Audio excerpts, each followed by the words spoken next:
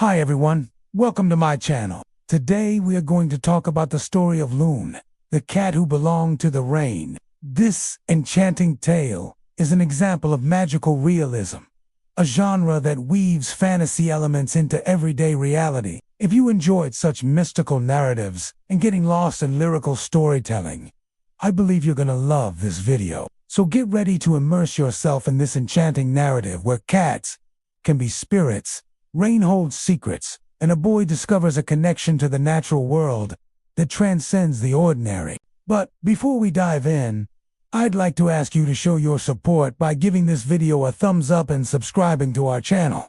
Your support means everything to us. Now let's start this extraordinary journey. In a village nestled amidst rolling hills and shrouded by whispering trees, where the rooftops bore the weight of ages, sloping like old shoulders, there lived a cat named Loon. Her sleek black fur was as dark as midnight silk, and her eyes sparkled with a shade of moss after a spring storm. The villagers, with their faces weathered by time and their hands gnarled by honest labor, spoke of her in hushed tones as if she were a wisp of smoke or a sigh of the wind. They claimed she was born under a silver eclipse, which bestowed upon her the uncanny ability to walk like a shadow through the rain. Loon, whose name echoed the silent beauty of the moon, was known to shun human company, choosing instead to roam the rain-washed streets in solitude. She seemed to find solace in the pitter-patter of raindrops, dancing gracefully between the ancient cobblestones. One evening, as twilight draped the village in hues of lavender and silver, and the scent of petrichor, the earthy fragrance of rain, pervaded the air like a lullaby, Loon made her way to the square, where the branches of the old cherry tree wept with dew, mirroring the tears in her emerald eyes. There, she would curl up, her sleek body becoming one with the gnarled roots, and sleep. The rain enveloped her, carrying secrets from the heavens and washing away the day's grind, and she slept through it all, her breath mingling with the rhythm of the drops. The sound of falling rain became her song, a melody of solace and tranquility. As the hours passed, the sky rumbled with distant thunder, and the melody swelled, yet she remained undisturbed, her slumber undisturbed by the fury of the storm. Her appearance was a source of constant awe and wonder among the villagers, with her lithe frame slinking through the shadows, and her luminous green eyes gleaming like twin emeralds. She possessed an ethereal quality that set her apart from ordinary felines. Some whispered that she wasn't truly a cat, but a spirit that the rain had taken form within.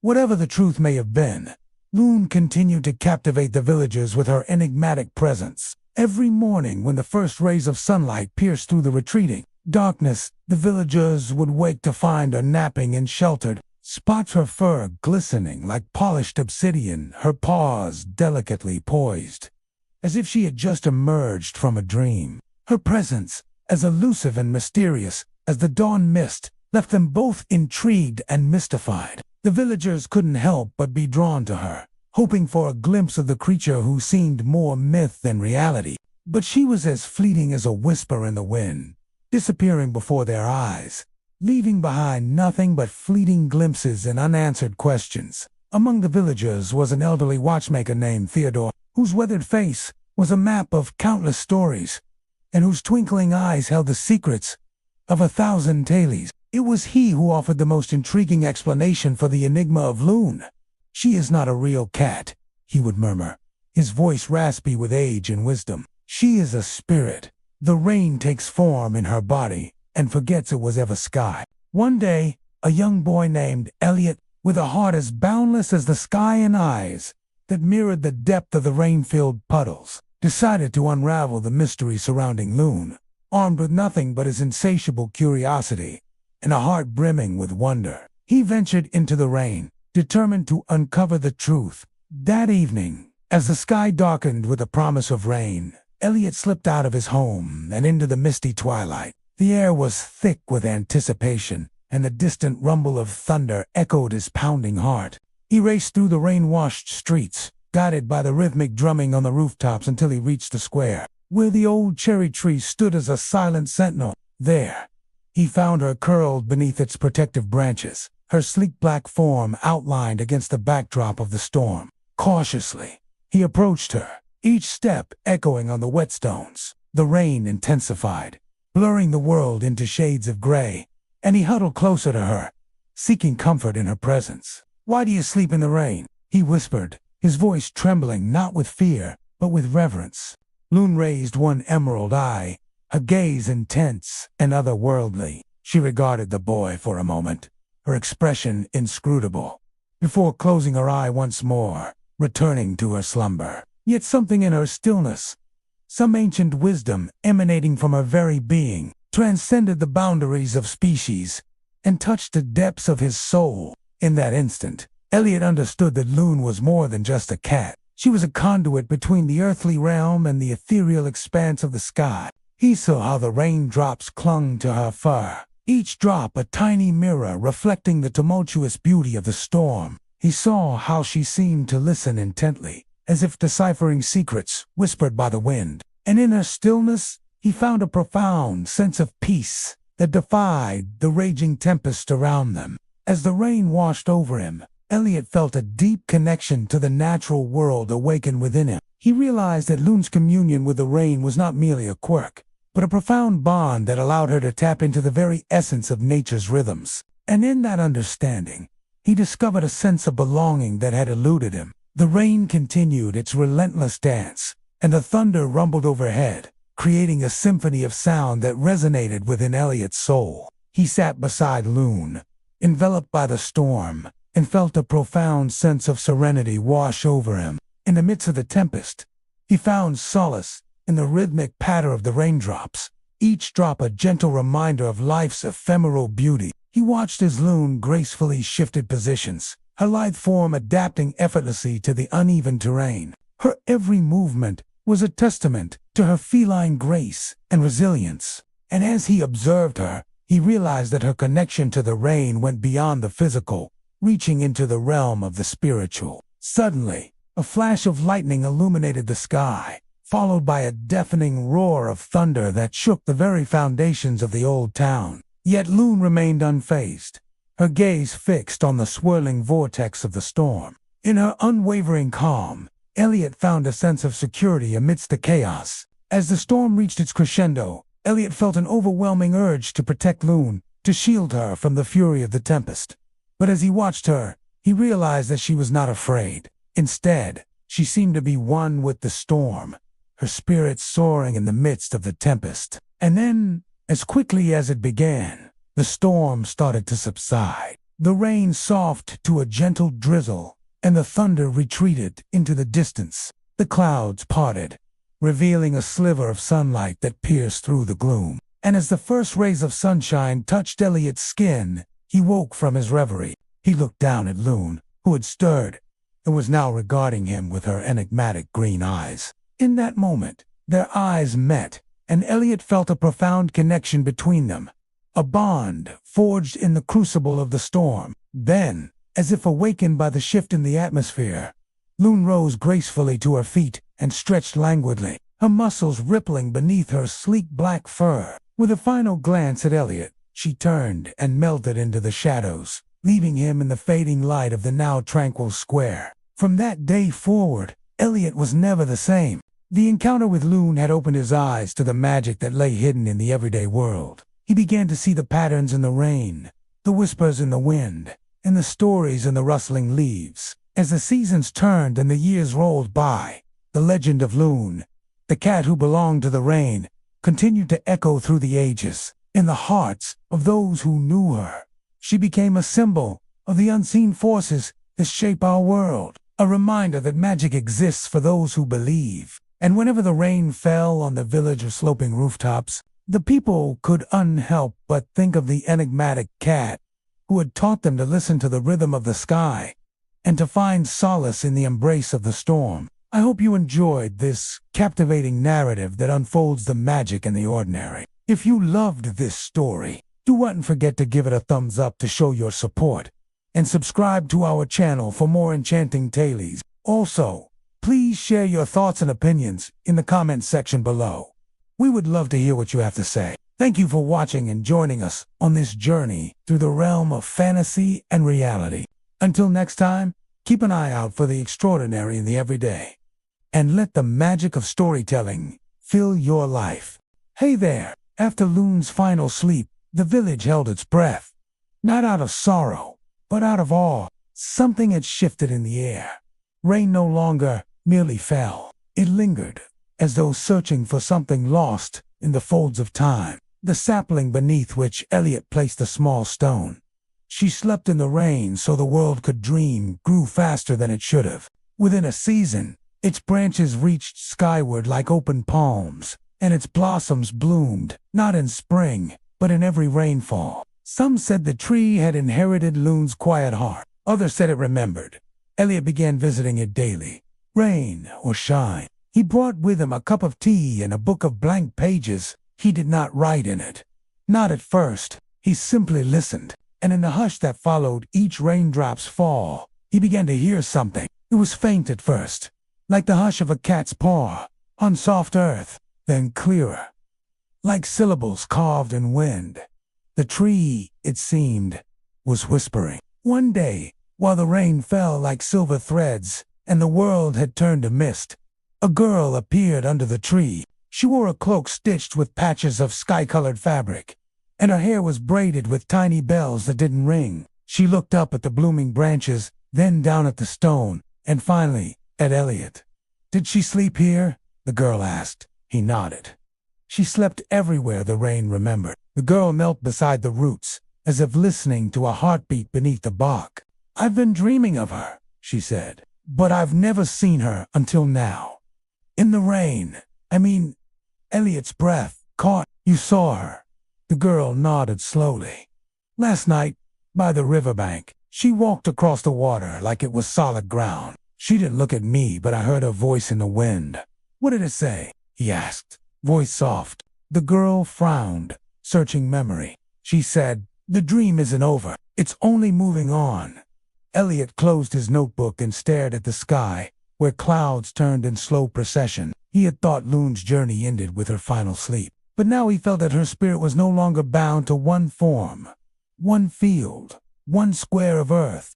It had dissolved into the rhythm of the storm, the lull between thunder, the shimmer of petals that bloomed in the wrong season. Loon had become part of the dream she once listened to. That evening, Elliot returned home and opened the notebook for the first time in weeks.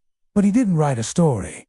He wrote a map. It was not a map of roads or towns, it was a map of rainfall. He charted where the storms gathered longest, where the wind hummed in familiar tones, where puddles reflected more than sky. He followed his memory and instinct, letting the rain guide his pen. At the center of the map, he drew a symbol, a sleeping cat, curled in the shape of a spiral. Around it, he scribbled a single phrase: "The listening path." The next morning, Elliot packed a satchel with his notebook, a compass that no longer pointed north, and a soft blue scarf. He stood beneath the no-tall cherry tree, placed a hand on its bark, and whispered, "I'm going to find her." The wind stirred the blossoms.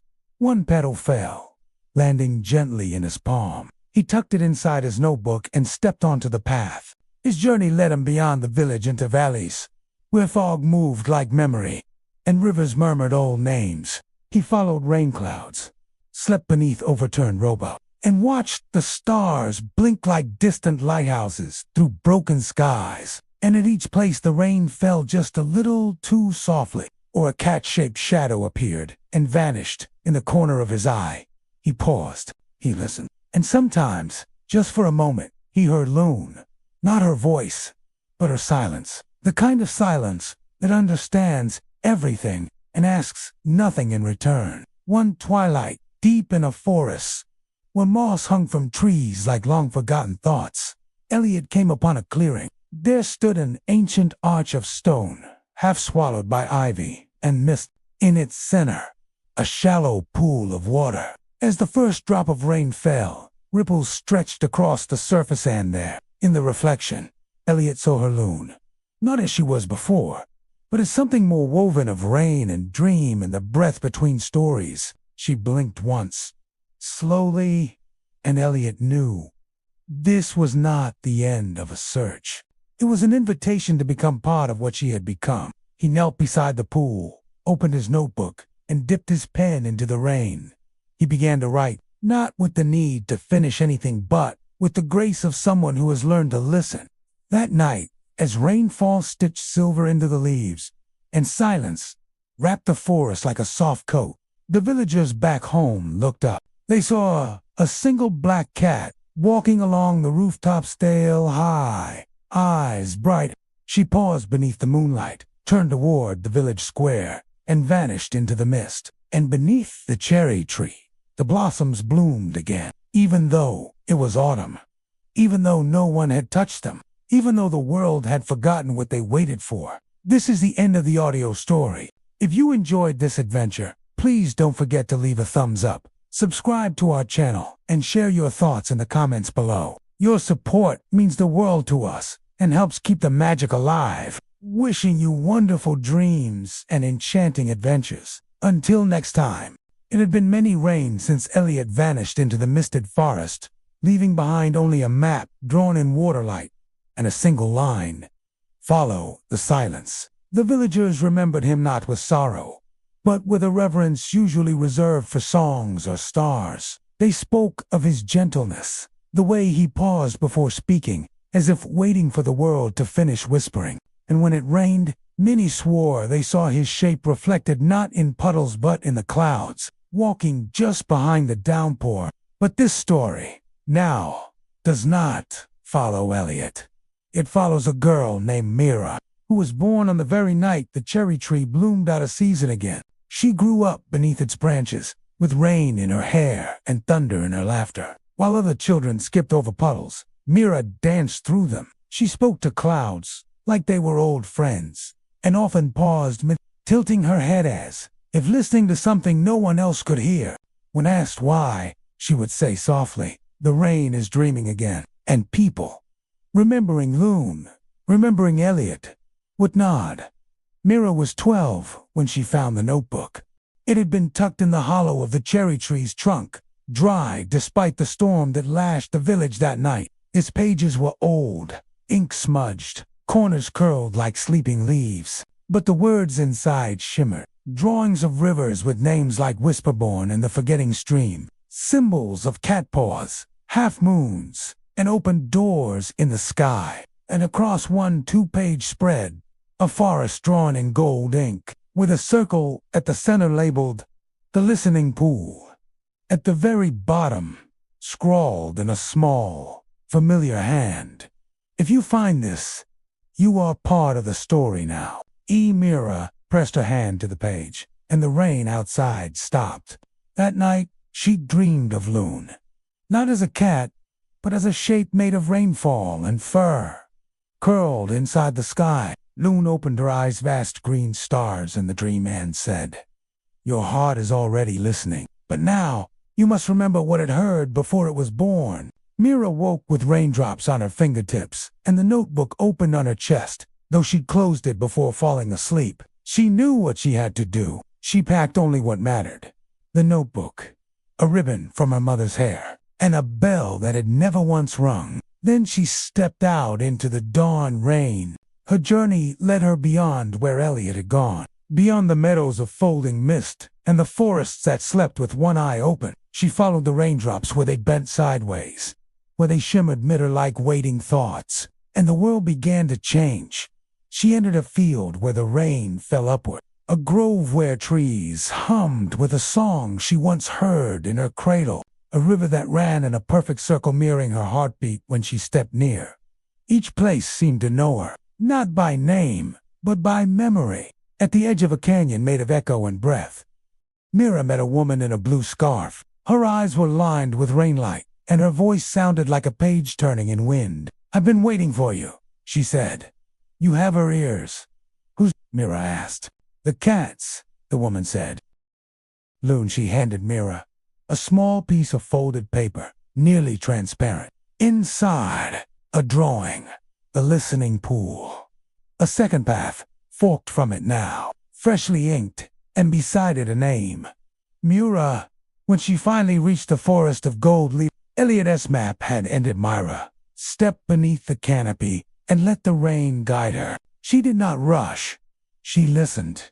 Each drop told her a secret. Each gust of wind repeated it in a different tongue. And then there it was, the listening pool, still, endless, reflecting not just her face, but every version of her she had ever dreamed of becoming. Loon's shape appeared in the reflection, not as a creature now, but as a curl of light, pulsing with rhythm, a heartbeat of rain. Myra knelt, just as Elliot had, but instead of writing, she sang, not with words, but with the sound rain makes when it kisses leaves. And something stirred in the pool, a ripple, a paw print. Then another voice joined hers, Elliot's together. Their song made the pool shimmer until it no longer held reflection, but passage, not an end, not a beginning, a doorway. Back in the village, thunder rolled gently. The cherry tree dropped a blossom onto the stone again, and the bell in Myra's empty room rang one soft, clear, true.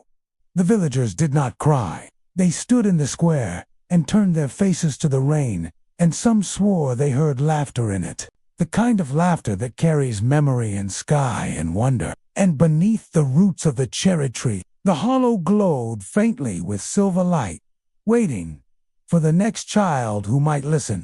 What does it mean to wake up? Is it the sun in your eyes or the birds in your ears? Is it the turn of a page or the breaking of a heart? Is it the sigh of wind through the grass or the memory of a dream almost grasped? What does it mean to wake up? Myra slept beneath the boughs of an ancient cherry tree. Its branches, heavy with blossoms, hid her from the morning sun. When she woke, she smelled rain and snow and something sweet like honey and loam. She stretched, feeling the chill of stone beneath her cheek, the lingering touch of dew on her fingers. As she rose, something glinted in the grass beside her, a single, perfect snowflake, white against the greening world. Spring had come, but winter lingered still. The cherry tree rustled, and she thought she heard a cat yawning in the branches above. Her song ended on a sleepy note. She walked back to the village, its rooftops huddled like gossiping neighbors. From afar, she could hear the sound of hammers, the scrape of a saw, the murmur of voices. Closer, the melody of hammers changed to clanging. Children's laughter echoed from the square. The day was full of purpose, light, sound, life. People bustled past, their faces creased with smiles or furrowed with thought. Some nodded to her. Others only glanced up from their work, seeing only a girl in a worn shawl and patched boots. None saw the way her hair shone with starlight or the faint glow about her fingertips. None heard the song that wove between her words, or the chime of bells in her laughter. They did not see or hear, because she had made herself invisible, and that hurt. She walked on, leaving the joyful clamor behind. Soon the roofs were gone, the houses, the people. All that remained was the wind and the grass, the sky and the trees, and the path ahead, which narrowed to a single thread winding between blossoming branches. The air here was hushed, reverent, expectant. Here, the path always led somewhere else, somewhere wild, wonderful, impossible. Sometimes it led to places she recognized, like a babbling brook she had known as a child, or a hawk's nest high above a village she'd never seen before. She followed the path, always moving, never staying still, because stillness meant forgetting, and forgetting was the opposite of who she was meant to be. Then the path led her to the edge of the woods and stopped. Before her, hidden by a curtain of leaves, was something new.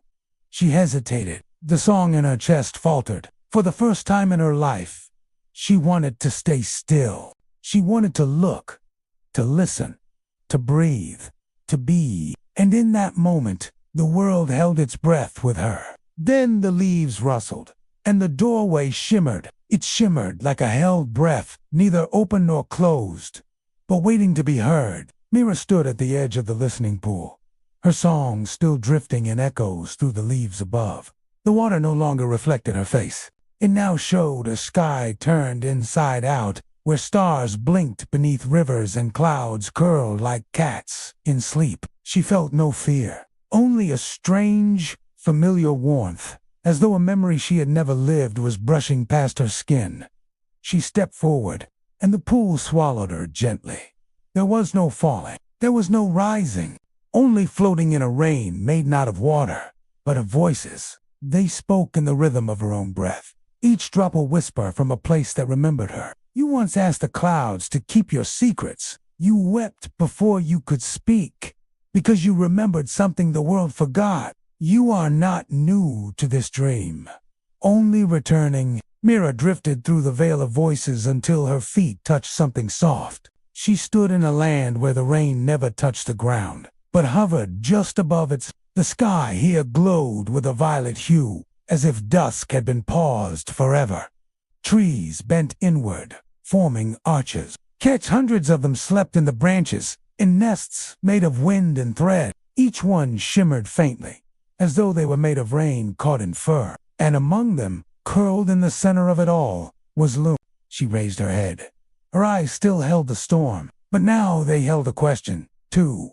Mira stepped closer. "Why me?" she whispered.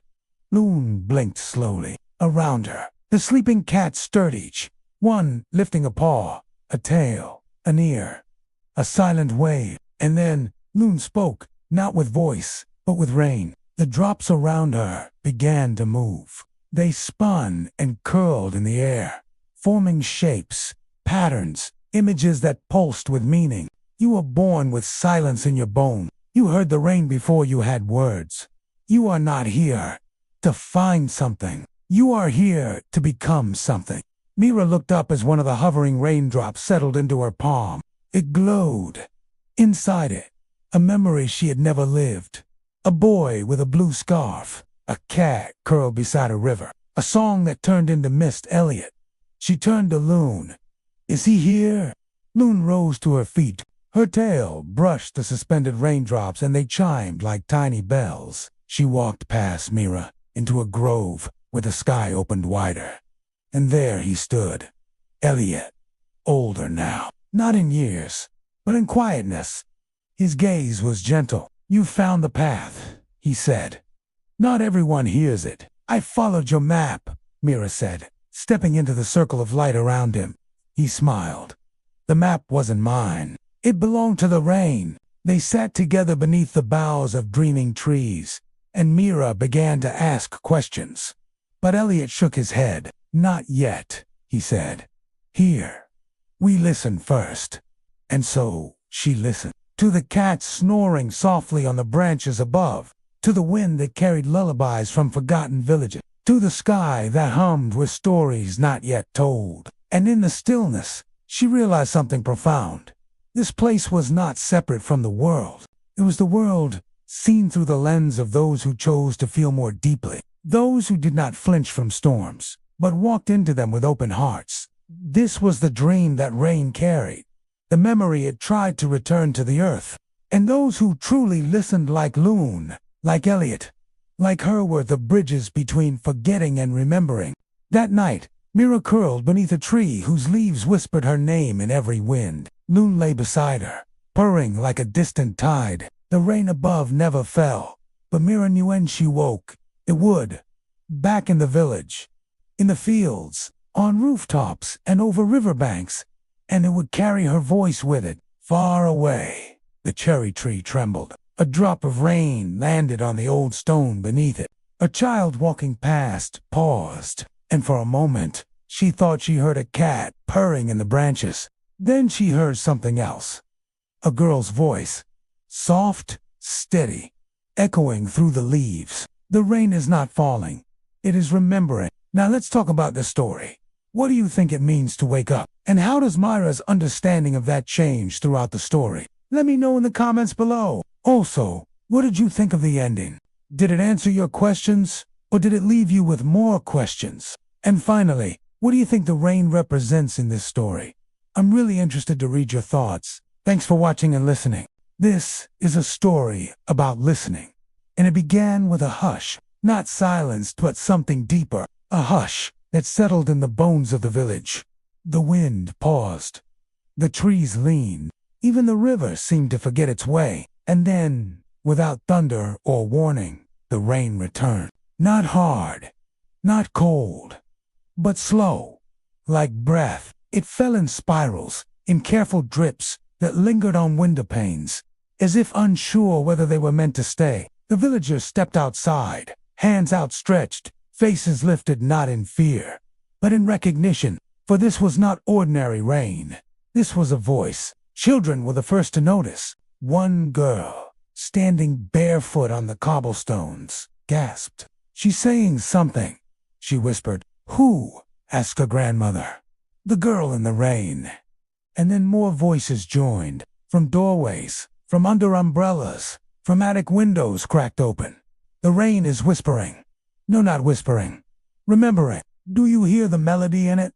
The way it rises like a question." The village, once small and still, began to feel different. Not bigger but wider, as if the rain was stretching it outward to make room for something long lost.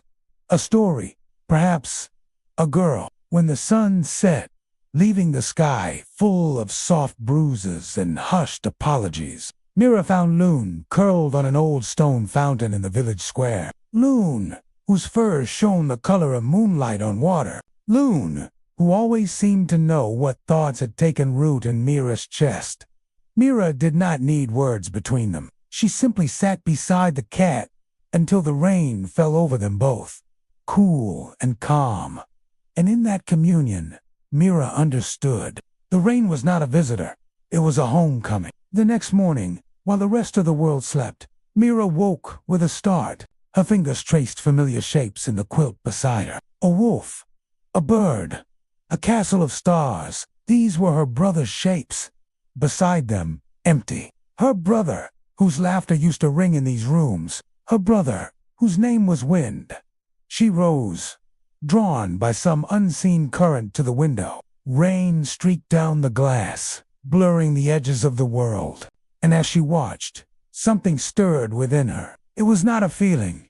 Not yet. It was a guest arriving at the door of her soul. Mira turned away, seeking solace in the worn pages of a storybook. But the words swam before her eyes, so she left the house. As she stepped out into the rain, Loon rising beside her, a thought struck Mira like lightning. The rain was a letter, an urgent plea delivered on silver wings. She must go back to the place where the rain curled above the earth and cats slumbered in branches like stars, where dreams took shape in whispers and colors walked beside you, where time itself moved differently. Mira had dreamed that place into being many years ago, as children do, and had forgotten. But now the rain was calling her back, as children do. When they hear a song in the wind, she did not question the pull in her chest. She did not bargain with fear. She walked forward, Loon padding silently beside her. Through the falling rain, the world thinned, revealing glimpses of a reality beyond the one that held mirrors and choices and scars. Then there it was, shimmering on the horizon like heat rising from pavement. The veil was thinnest here. All she had to do was step through. Mira stirred. She had begun to dream within the dream. And in that dream, she stood inside the rain, falling over her village, not watching, speaking. Each raindrop from her realm had carried a part of her thread of memory, a breath of wonder, a note of a song not yet written. Now the threads were weaving. Mira saw faces. She remembered faces she'd never met. She saw Loon curled on a rooftop made of clouds. She saw Elliot walking backward into mist, smiling. She saw the village not as it was, but as it felt alive, dreaming, listening. When she awoke, Loon was beside her again, purring softly, but her eyes held weight.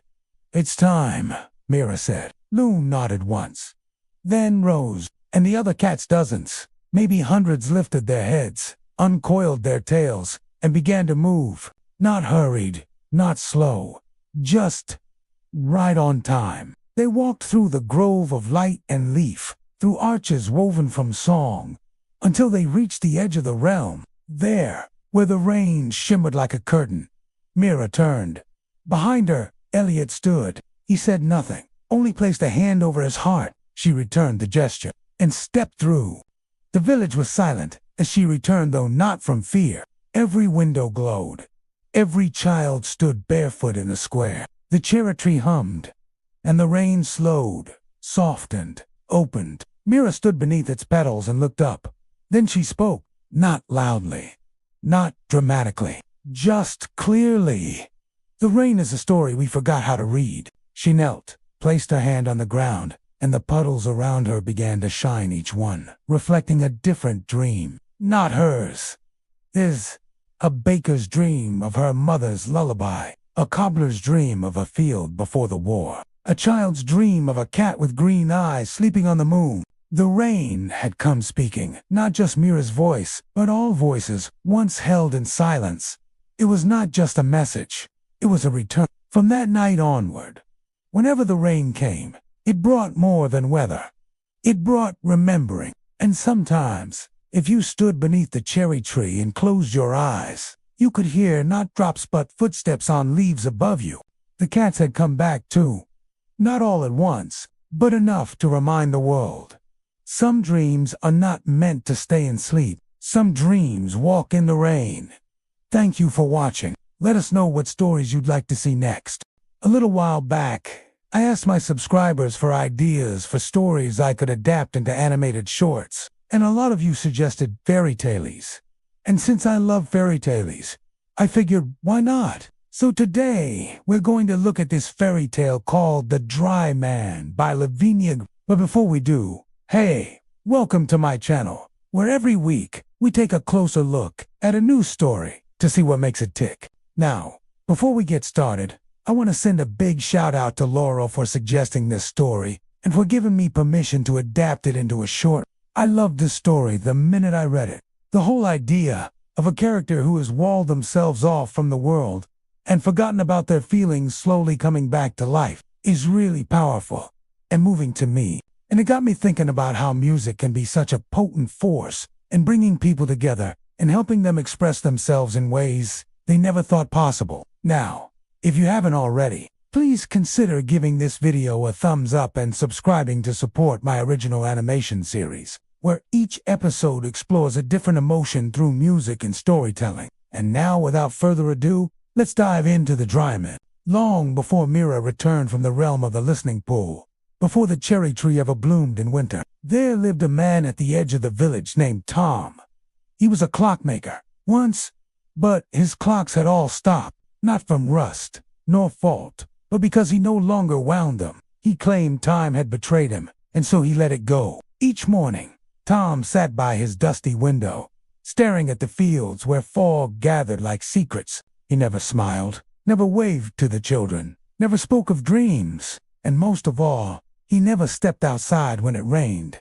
The villagers called him the Dry Man, because even in storms, his doorstep remained untouched. One day, a traveling musician named Finnegan passed by Tom's house. Hearing the man's sorrowful reputation, Finnegan knocked on the door anyway. When Tom opened it, he offered the man a seat and a mug of tea, but he didn't ask him to stay or speak.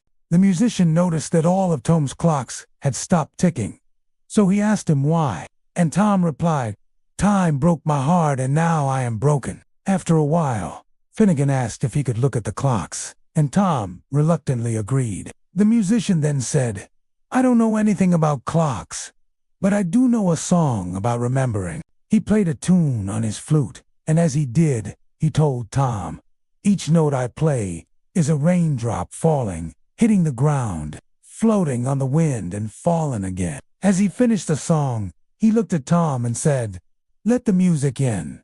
Let it flow through you." Then he bowed and left. After he departed, Tom stood up, walked over to his window and watched him go. Without realizing it, he found himself smiling. That evening, he brought out his clocks and began to work on them. Suddenly, a loud clap of thunder boomed, followed by heavy rain. But Tom paid it no attention. Instead, he wound up his biggest clock, which chimed once, twice, 3 times. Then, as if taking a cue from the music, the rain outside seemed to slow down. Myra appeared at Tom's door, holding an umbrella. She asked if he could help her find the lost girl. But he replied, "I have lost enough. I cannot help you." Closing the door, He went back to winding clocks. But then he heard a knock. He opened the door again and saw the girl with an umbrella. Behind her, the rain was still pouring. "You must come with me," she said. "You are needed." Before he could respond, she took his hand and pulled him outside. Startled, he realized his umbrella had turned inside out, exposing him to the rain for the first time in years. He exclaimed, shivering. "The rain," she replied simply. "It is calling you." Tom struggled to free himself from her grip, but the rain grew heavier until it enveloped him completely, washing away his fear and hesitation. "Why?" he cried out, overwhelmed by the unfamiliar sensation. "Why does the rain call me?" The girl paused, allowing the rain to drench his face, his arms, his chest. Then she whispered, "Because it carries a song you have forgotten." The last word hung in the air, echoing the girl's sentiment. And as it struck Tom, he finally understood. Music had always been his passion. Ever since he was a boy, he had loved nothing more than the melodies that floated through his village, filling the streets with cheer and laughter. But as he grew older, his joy turned to sorrow and his melodies became memories. He had locked away his music, believing it was too painful to listen to. But now the rain was washing away his sorrow and bringing back his joy. He embraced the feeling, letting the water cascade over him, carrying the music deep into his heart. The girl watched as the rhythm of the rain swelled within him, matching the beat of his own heart. She knew that once the music returned to him, it would never truly leave. So I think this is such a great story, because it teaches us that even when things seem really tough, we should never give up hope. Even when it seems like everything is lost, there is always something that can bring us back from the brink, whether it's a person, a place, or a thing. For Tom, it was music. And as the story shows, music can have a really powerful effect on people. It can bring back happy memories, comfort us when we're sad, and even help us heal from our wounds. I also love how the story shows that it's okay to feel your feelings. We all experience pain and grief at some point in our lives, but it's important not to bottle it up or ignore it. When we allow ourselves to feel our feelings, we open ourselves up to the possibility of healing and moving forward. This is a fairy tale, though, so of course we have magic as well. The magic in this story comes from the rain and the music. The rain is more than just water falling from the sky. It's a way for nature to communicate with us and bring us back to life. The music is more than just notes and chords. It's a way for us to express ourselves and connect with others. Overall, I think The Dry Man is a really powerful and moving story. It reminds us that even when things seem hopeless, we should never give up. With hope, we can overcome any obstacle and find happiness again. It also reminds us that it's okay to feel our feelings, and that music is a powerful force that can bring people together. As for adapting it into a short, I'm excited to explore the themes of grief, healing, and hope through music and animation. My hope is that the short will resonate with viewers who have experienced loss and remind them that they are not alone. The process of making this short has been both challenging and rewarding. Animation is a really complex medium, and I've had to learn a lot about storytelling, cinematography, sound design, and editing to make sure that the final product is both visually stunning and emotionally resonant. There were definitely moments when I wanted to give up, but the story itself kept me going. I really believe in the message of the story, and I wanted to share it with the world. I'm really proud of the final product, and I hope that my audience feels the same way. That's all for today. Thank you for watching, and let me know in the comments below what other fairy tales you'd like to see me adapt into a short. Until then, keep creating, and I'll see you next time. Bye. I've been thinking about dreams lately. How sometimes our dreams are so real they leave residue on our waking lives. How sometimes those dreams turn out to be memories trying to tell us something. How sometimes they feel like the only moments when we're truly free. And I think that there's probably somewhere out there, deep in the hidden cartography of the internet, a shared dream space that I inhabit alongside with other people. Because recently, I have been having this recurring dream, or rather a feeling of déjà vu in a dream. Like I am recognizing a landscape that I should know, even though I am seeing it for the first time. It's the same dream you've had 7 times, but for whatever reason, it feels like the 6th time you're having it. You recognize it, but you can't quite place why. That's when you realize, oh, it's that friend's dream.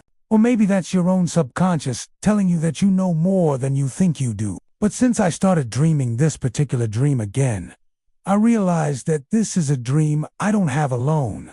And then I realized that this isn't a dream at all. It's a memory. And it's a memory that belongs to the whole village. In the distance, walking slowly through the rainfall, was a girl with a bell around her neck.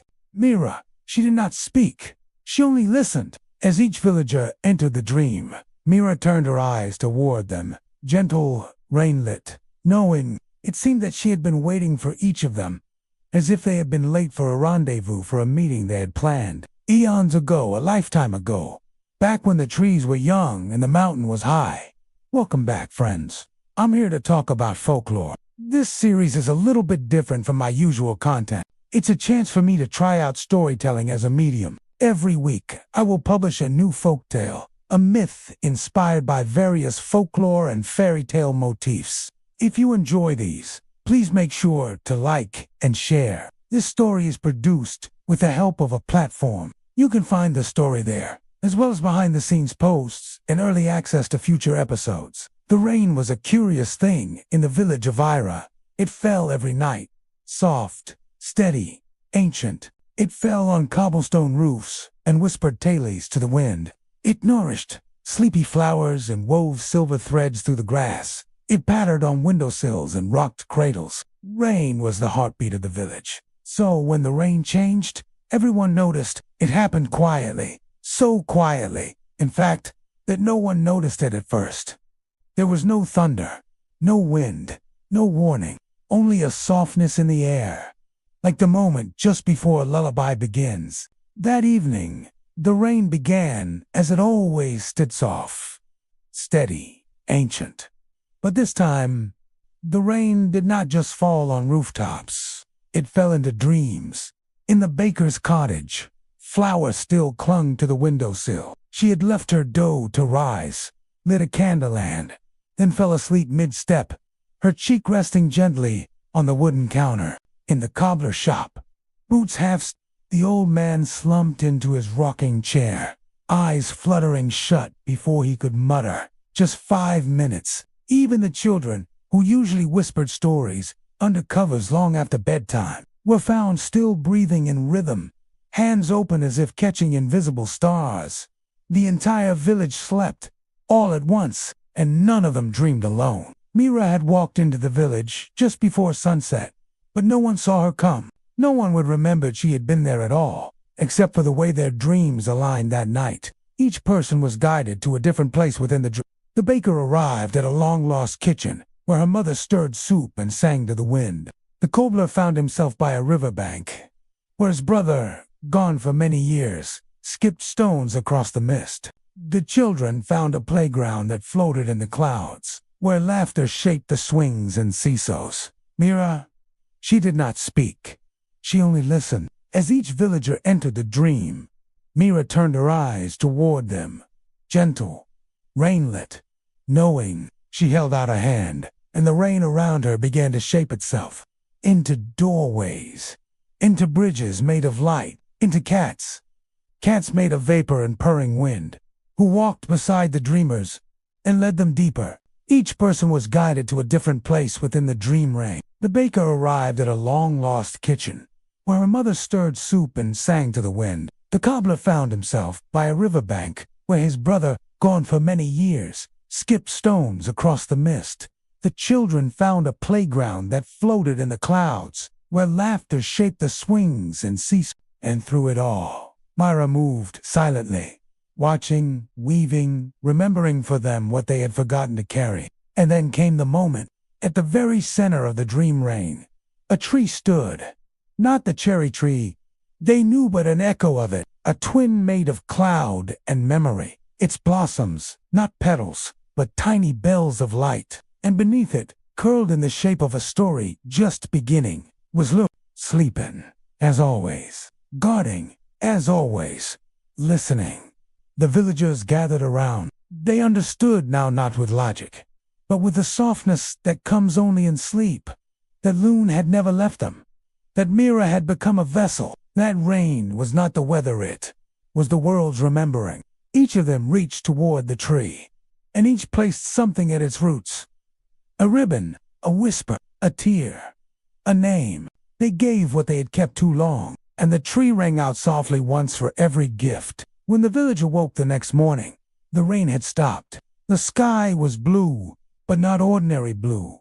It was the kind of blue that holds echoes. People walked quietly through the streets, smiling to themselves, not because they understood everything, but because they no longer needed to.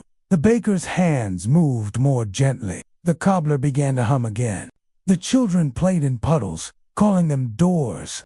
And at the center of the square, beneath a still blooming cherry tree, someone had carved a message into the bark. We dreamed together, and we woke remembering, far away. In the realm of held rain and sleeping cats, Mira stood beneath the echo tree once more. Loon stirred beside her. We can go further now, Mira whispered. Loon blinked slowly, then rose. Above them, the rain curled upward, not downward, as if returning to the stars. And one by one, the cats followed. And then it hit me. The déjà vu in my dream solidified into recognition. Oh yeah, I remember this. I've been here before. And in that moment, I felt a profound sense of peace wash over me. Not because I understood everything, but because I no longer needed to. Thank you for listening, friends. I hope you enjoyed this episode.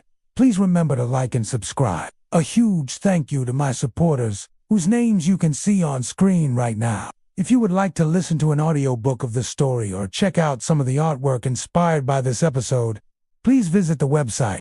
Thanks again for listening, and I'll see you next time. When I read your story, I hear the rhythm of the drums, the whisper of the wind. You are composing an epic poem, my dear friend. Today, we weave our own magic with the prompt, Above the Realm of Rain, where Mira had walked beside sleeping cats. Above the grove where Elliot had once drawn maps in silence, there existed a place no one had named, not because it was secret, but because it was made of things too old, too soft, too sacred to carry a name. The cats knew it, Loon knew it, and now Mira was ready to go there. They rose together, not like wind or wings, but like thoughts gentle, inevitable, drawn upward by something more ancient than gravity. The higher they ascended, the quieter the rain became. It didn't fall anymore. It hovered, curled in spheres, as if waiting to be spoken. And beyond that, the sky, beneath the sky, a place of still light and deep rhythm, where the stars shimmered not above, but within. Here time folded like fabric, sound became color, memory became place. Mira stepped onto a path made of suspended droplets. Each drop reflected a moment, the night she first saw Loon in a dream, Elliot turning back into the mist, Tom kneeling in the rain with the clocks all ticking, a cherry tree blooming out of season. Each one sang as she passed. Loon walked beside her, silent, until they reached a vast lake, perfectly still, suspended in midair. It did not ripple, it simply waited.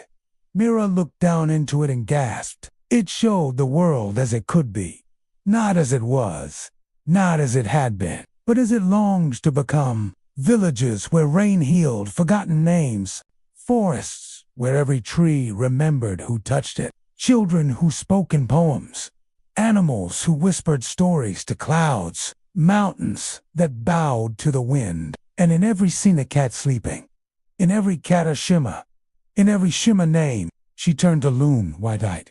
Is this the dream? Loon did not answer, but the lake did. It pulsed softly, once, and then again, like a heartbeat.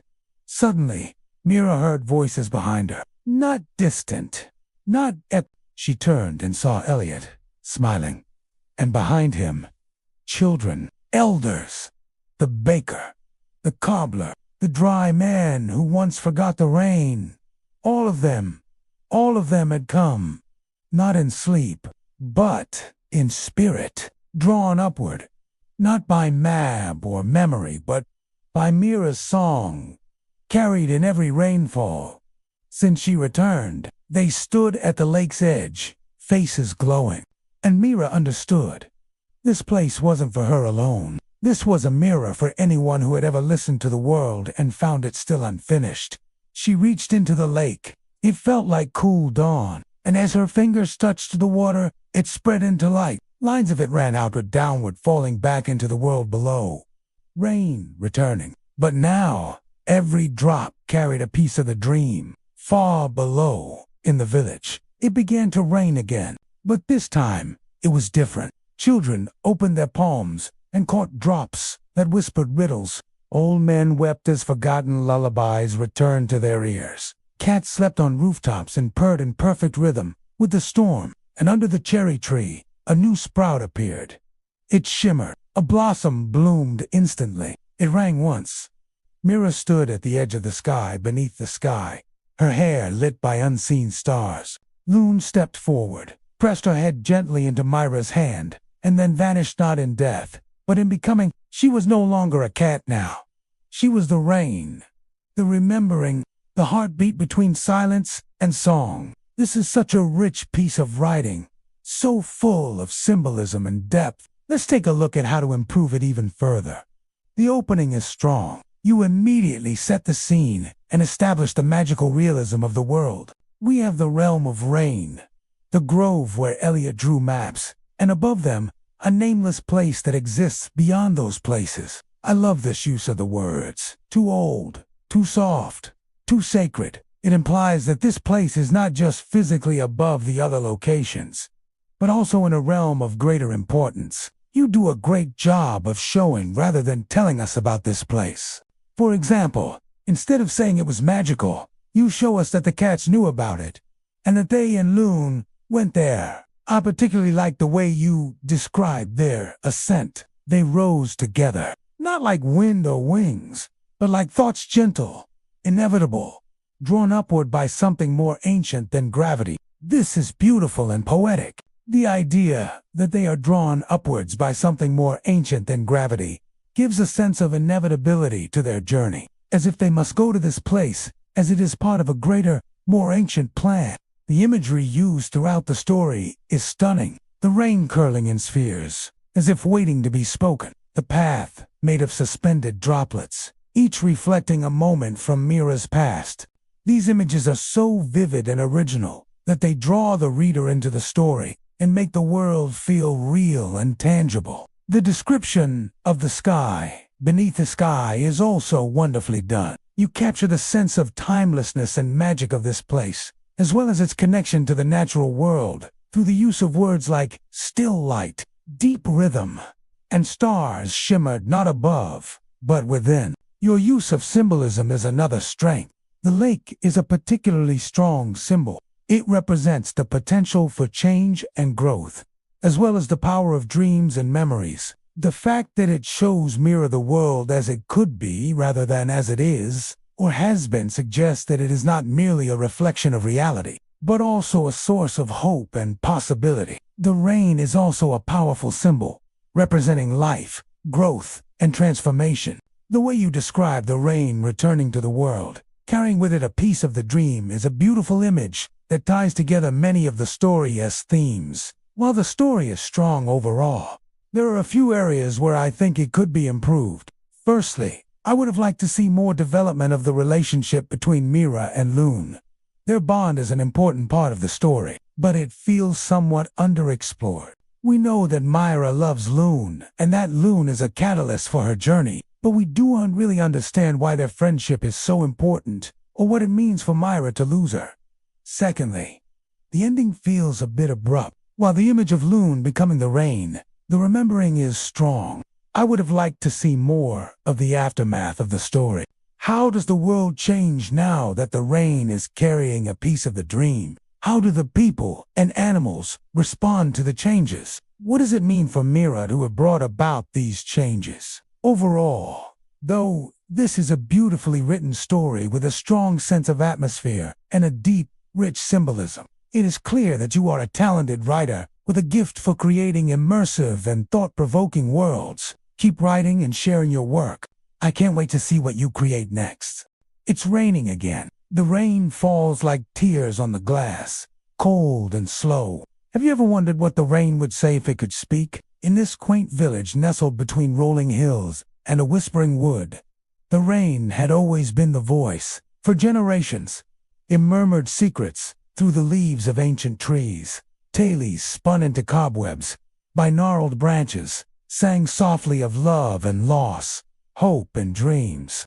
The villagers listened, finding solace and guidance in its watery whispers. But one day, something extraordinary happened. Something else began to speak. The story begins with a simple stone, smooth and gray, lying beneath the gnarled roots of an old cherry tree. The tree stood stoic and silent, save for the rustle of its leaves in the wind. Yet it bore witness to the laughter and tears of the villagers, having seen it all from its place at the edge of the town. Beneath its branches, Mira had found solace during the rain, her laughter mingling with its murmuring leaves. Yet fate had a cruel twist in store. One stormy afternoon, while the rain poured in sheets, Mira had slipped and fallen beneath the very same tree, her life ebbing away as quickly as the fading light. Her spirit, they say, was swept away by the relentless rain, leaving nothing but an echoing silence in her wake. The villagers, heartbroken, marked the spot where Mira had fallen with the stone,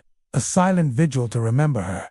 But time, they say, heals all wounds. Years turned into decades, and the stone beneath the tree was forgotten, lost to the rhythm of seasons and the march of time. But the tree could not forget. It held on to the memory of Mira, nurturing it in its heartwood, waiting for the day when she might return. Then one spring, against all odds, the cherry tree bloomed, not with the soft pink blossoms of its kind, but with an unnatural white. They shone like pearls against the darkening sky, drawing the attention of the entire village. Day by day, the blossoms multiplied, blanketing the tree in an ethereal glow. By nightfall, the spectacle was complete, and the tree stood bathed in otherworldly light, shimmering like a beacon in the velvet darkness. The villagers gathered beneath the tree, each with their own theories and fears. Some spoke of ancient magic, others of omens and portents. But amidst the hushed whispers and nervous glances, a young woman stepped forward. Her name was Elliot, and she was known throughout the village for her gentle heart and curious spirit. She had heard the stories of Mira and the strange happenings around the tree, and she couldn't help but wonder if there was more to the tale than met the eye. Elliot reached out a hand and touched one of the white blossoms. As she did so, a jolt of energy surged through her, bringing with it a rush of memories that weren't hers, yet felt achingly familiar. She saw a young girl with laughing eyes and a fondness for rain, a girl who had loved to sit beneath this very tree and dream. And as Elliot looked upon the blossoms, she saw not just flowers, but memories, hopes, and dreams taking root. With newfound determination, Elliot placed the smooth gray stone beneath the tree once more. It was a simple gesture, yet it resonated with the tree's silent plea. As the stone nestled into the soft earth, the tree seemed to sigh, its branches swaying gently in the breeze. The white blossoms, bathed in the silver light of the moon, began to pulse faintly, as if breathing. And from their depths, a whisper arose, barely audible, yet filled with an ancient power. Mira, it breathed. The name carried on the wings of the wind, stirring within the hearts of those who heard it a longing for something just beyond their grasp. Words spread like wildfire through the sleepy village. The cherry tree speaks. Some dismissed it as a fanciful tale, a product of overactive imaginations and hushed whispers. Others, drawn by an unseen force, found themselves standing beneath the tree, straining to hear its secrets. But it was the children who understood first, always attuned to the language of the unseen. One by one, they gathered beneath the tree during soft showers, closing their eyes, palms open to the endless expanse of the sky. And slowly, ever so slowly, they began to hear. Not words, exactly, but meanings. It started with a young boy named Finn, his brow furrowed in concentration as he sat beneath the tree. "The rain is weaving," he whispered, his voice catching on the words, as if unsure of their meaning. Yet there was a knowing in his eyes, a connection to something older and wiser than his years. Next, it was Lily, her braids swaying gently in the breeze. Who murmured, "The puddle knows your story." And finally, it was Alara, her eyes shining with wonder, who spoke the words that echoed in their hearts. "You are more than breath. You are remembering." The tree had become something more, not just a tree, not just a symbol. It had become a threshold, a bridge between the seen and the unseen, the remembered and the forgotten. In the days that followed, the rain continued to fall, but it was no longer just water from a gray sky. It became a language, a conversation between the tree and those who listened. The villagers noticed more changes. The rain began to fall in patterns, spirals, circles, delicate glyphs that lingered in windows and mud. Some began sketching them, others began dreaming in their shapes. And the tree, it grew, not taller, but deeper. Its roots began to glow faintly at night, reaching into the stones, into stories buried long ago. Then one day, a child discovered that if they pressed their palm to the trunk and closed their eyes, they could hear voices, not ghostly, not strange, but familiar, as if the tree was full of conversations still unfolding. "You are not alone," whispered one voice. "Mira walks in the rainlight," said another. "Loon watches from the quiet," murmured a third. "The dream continues," echoed a fourth. The villagers, both young and old, began to gather beneath a tree, seeking solace, wisdom, and connection. They shared their stories, their joys and sorrows, their hopes and fears. And in the rustle of the leaves and the patter of the rain, they found understanding and relief. For the rain was no longer just water from the sky. It was a tapestry woven with memories, hopes, and dreams. It was a language spoken by the tree and understood by those who listened. One evening, a soft storm returned. It fell like a lullaby, and beneath the blossoming tree, Lila fell asleep, curled beside her stuffed cat. She dreamed of a vast library made of clouds, shelves of puddles, books written in rainfall, and in the very center, a notebook, still open, still being written. It glowed faintly with Myra's name, and just beneath it, a single phrase echoed in her mind: "You will carry the next thread." When she awoke, the storm had passed, leaving behind a sky washed clean and a world sparkling with renewed life. In her lap, her stuffed cat's paw was wet, and she looked up at the tree, understanding dawning in her eyes. The tree had chosen her, recognizing in her the same spirit of kindness and curiosity that had shone in Mira's eyes all those years ago. It was a responsibility, yes, but also a privilege and an honor. Layla knew that she was not alone. She was part of a legacy, a lineage of dreamers and listeners, of those who carried the stories of their ancestors in their hearts and the rain on their skin. From that day forward, Layla became the keeper of the tree, tending to its needs, sharing its gifts, and protecting its wisdom. The villagers, sensing the purity of her purpose, rallied around her, forming a bond that was as strong as the roots of the tree itself. Together, they navigated the challenges of life, finding strength in their shared history and hope in the promise of new beginnings. And so the legend of the whispering cherry tree lived on, a testament to the enduring power of memory, the healing touch of nature, and the courage to embrace the whispers of the soul. The rain continued to fall, carrying with it the stories of generations past, present, and future.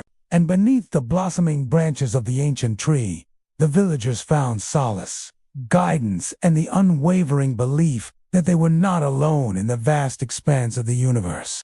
The first time, it was a dream. She ran through fields of color, stumbling over hillsides slick with rain.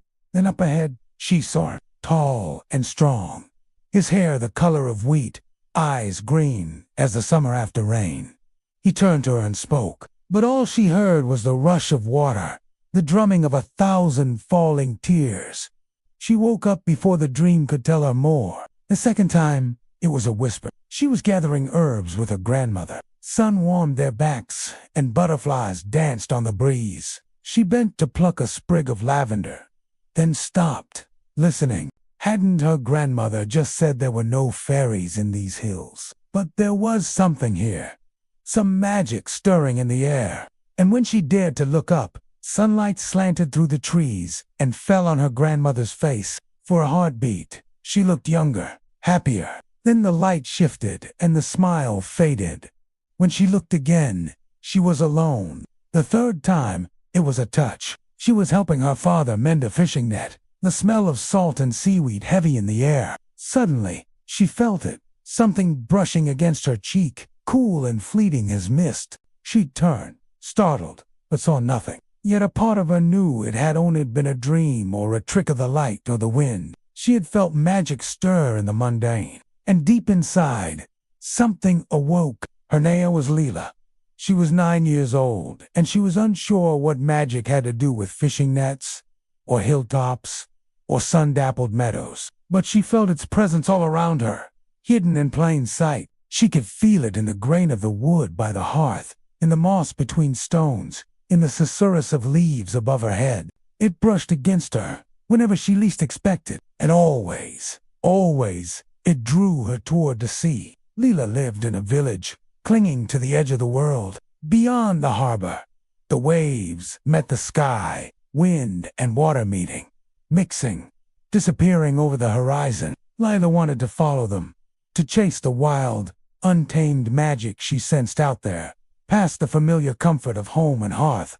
But her parents worried. The sea is no place for a girl, her mother would say, wringing her hands. Her father would nod, his face creased with worry. There are stories, old stories, of storms and sirens and ships that vanish without a trace. Stay here, little one, where it's safe.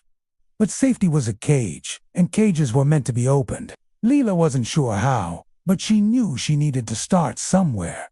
So she began paying attention to the wind whipping through the harbor, carrying whispers from faraway lands, paying attention to the fishermen, their weathered faces etched with stories of the deep, paying attention to the sea. One day, while exploring a cave near the shore, she found it, smooth and gray, worn by centuries of waves.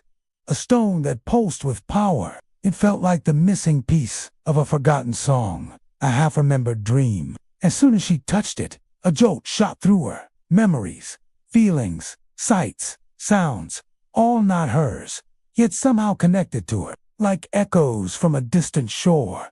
And then, a voice. It spoke to her in the language of feelings, of impressions, of the scent of brine and the taste of freedom. "Do you hear me?" it asked. "I've been waiting so long for someone to listen."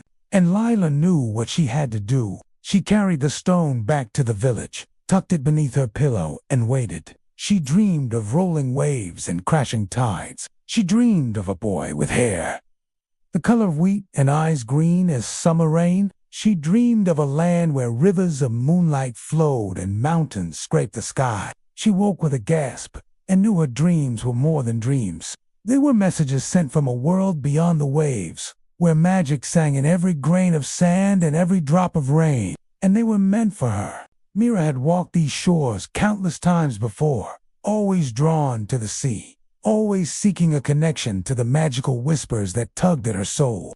Today was no different, with a basket swinging on her arm, and the scent of brine and seaweed in her hair. She wandered along the beach, searching for shells and sea glass, treasures left behind by the tide. Her dog, Loon, bounded ahead, barking at the retreating waves. Life was good, simple, peaceful, just the way she liked it. That is, until she heard it, a splash, a cry, a desperate plea from somewhere in the shallows. Mira hurried over, her heart pounding, and found a girl struggling in the water. Without hesitation, she rushed in to help, pulling the child from the waves just as a dark cloud swept across the sky, unleashing a torrent of rain. Coughing and shivering, the girl looked up at Mira with tearful eyes. "Thank you," she whispered.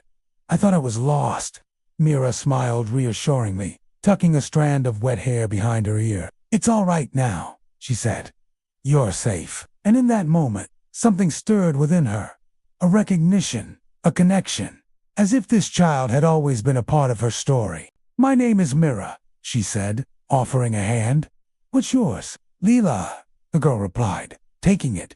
"I'm 9. Mira felt a warmth spread through her chest, a feeling she couldn't quite place. She knelt down, meeting Lila's gaze. "Well, Lila," she said, "let's get you home before you catch your death of cold." Together, they walked toward the village.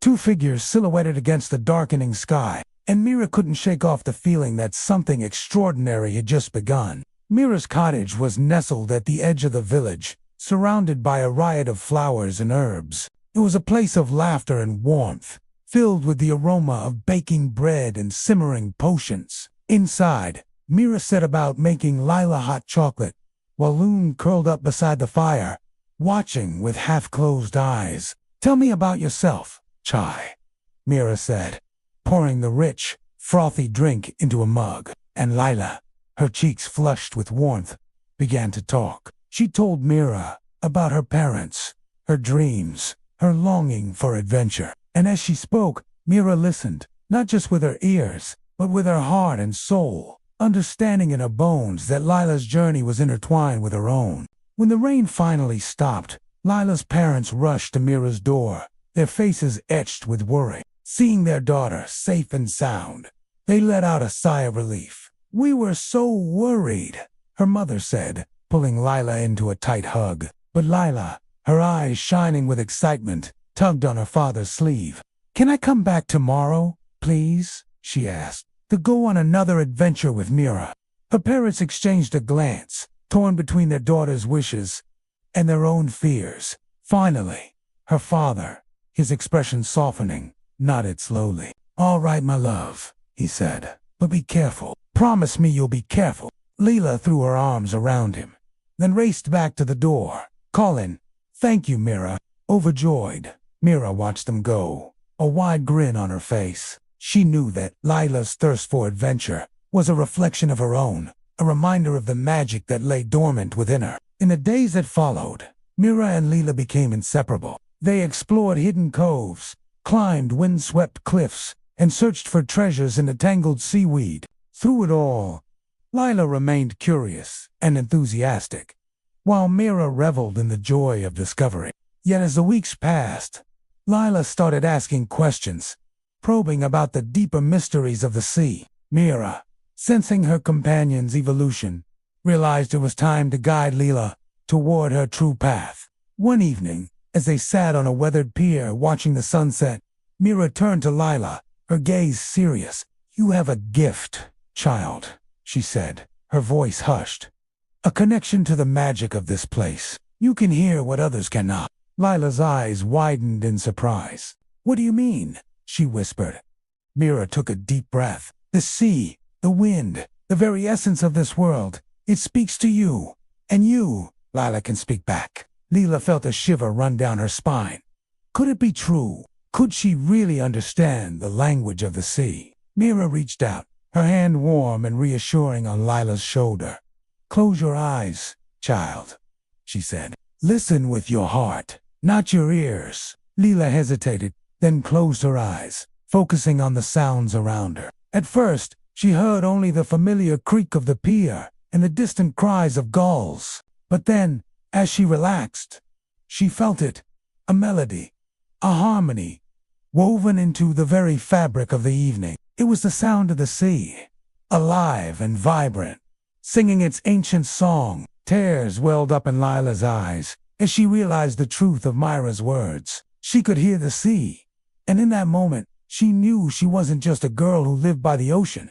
She was a part of it. From that day forward, Lila and Mira's bond deepened. They spent hours combing the beach, searching for messages left by the tide. They talked to the waves, danced with the wind, and listened to the secrets whispered by the sand.